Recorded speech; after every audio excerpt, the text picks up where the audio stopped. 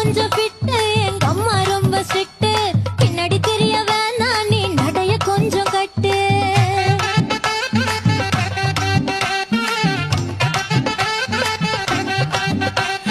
வண்டி மாட பூட்டி அந்த வாய்க்கா ஓர ஓட்டி ஊரை சுத்தி காட்டி உன்னை கூட்டின்னு போறேன் ஸ்வீட்டி. நான் ரொம்ப கோபக்காரி நீ சுத்துற ஒரு மாதிரி ஆடிக்காரி ஏறி நான் போக போறேன் சாரி. ஓ அப்படியா?